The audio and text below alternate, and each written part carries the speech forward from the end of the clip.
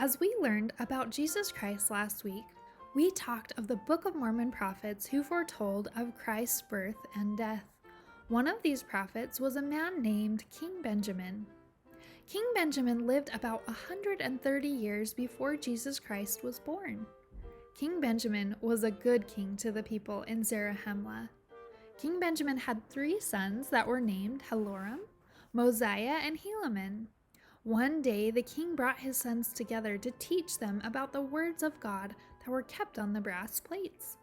He told them to search the scriptures and keep the commandments of God, and if they did, they would be blessed. As time went on, King Benjamin became old and knew that he needed to give his kingdom and the plates of brass to one of his sons to take care of. King Benjamin told his son Mosiah that he would be the new king and that he would be in charge of some very special objects.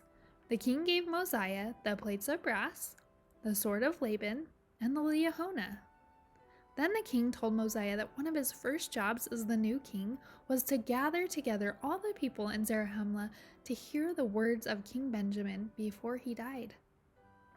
So the message went out to everyone in the land that they should bring their tents and their families and gather around the temple to hear the words of the king. And so the people came to the temple and set their tents up with the door facing the temple where the king would speak. As the families began setting up, the king realized that there were a lot of people, so many people that they could not all hear what he was going to tell them. So he had a tower built up so he could stand on top of it and speak to the people. But even that was not enough for everyone to hear his words. He decided to have someone write down what he was saying, and others would go out and share his written message with all the people. He told them that he wanted them to come together to know that during this time as king, he wanted to serve and love the people, that he was not better than they were or more special than anyone else. He wanted to work alongside them and be with them so that they knew he did the very best job he could while he was their king.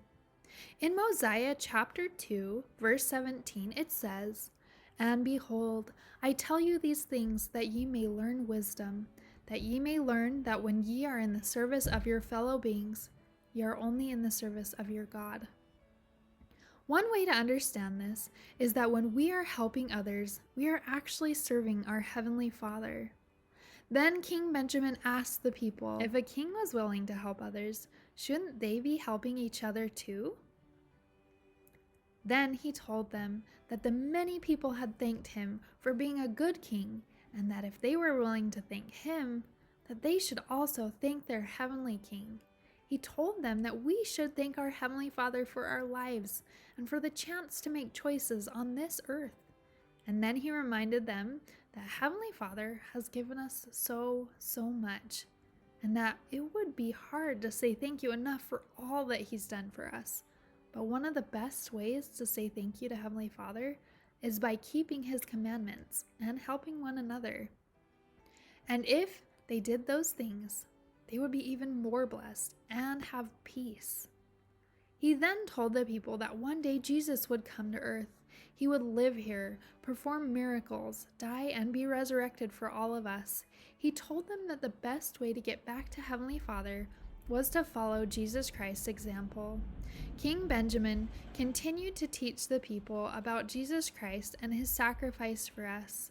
He also told the people that his son Mosiah would be their next king. He continued to teach them and share with them many wonderful words. Next week, we will continue learning what King Benjamin wanted his people to know.